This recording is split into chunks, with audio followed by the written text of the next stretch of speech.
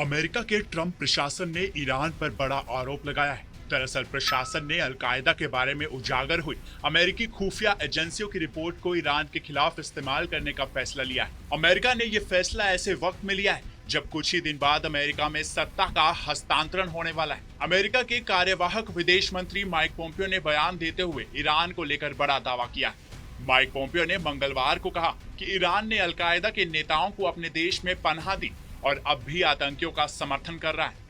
Al Qaeda ने Iran में एक नया होम बेस स्थापित कर लिया है, हालांकि उन्होंने इस संबंध में कोई सबूत उपलब्ध नहीं कराए हैं। न्यूयॉर्क टाइम्स ने नवंबर में कहा था कि अलकायदा का अबू मुहम्मद अल मसरी, जो साल 1998 में अफ्रीका में 2 अमेरिकी दूतावासों पर बमबारी में मास्टरमाइंड की मदद करने का आरोपी था, उसे ईरान में हथियारबंद इजरायली अधिकारियों ने पकड़ लिया था। ईरान ने इस रिपोर्ट को खारिज करते हुए कहा कि उसकी धरती पर अलकायदा के आतंकवादी नहीं थे। पोम्पियो ने वाशिंगटन के नेशनल प्रेस क्लब में एक प्रेस कॉन्फ्रेंस में कहा कि वो पहली बार सार्वजनिक रूप से घोषणा कर रहे हैं कि अल मसरी की मौत पिछले साल 7 अगस्त को हुई थी। पोम्पियो ने कहा कि ईरान में उसकी मौजूदगी कोई आश्चर्य की बात नहीं थी।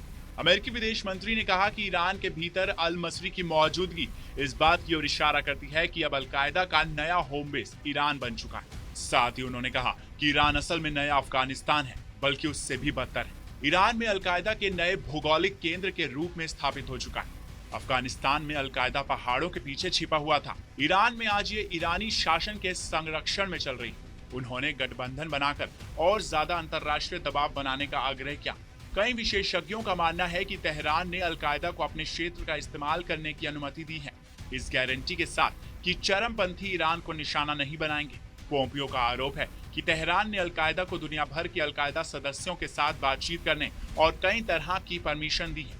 अपने इस बयान के पीछे पोम्पियो ने बड़ी वजह बताई। उन्होंने नवंबर 2020 में छपी न्यूयॉर्क टाइम्स की इसी खबर का ही हवाला दिया।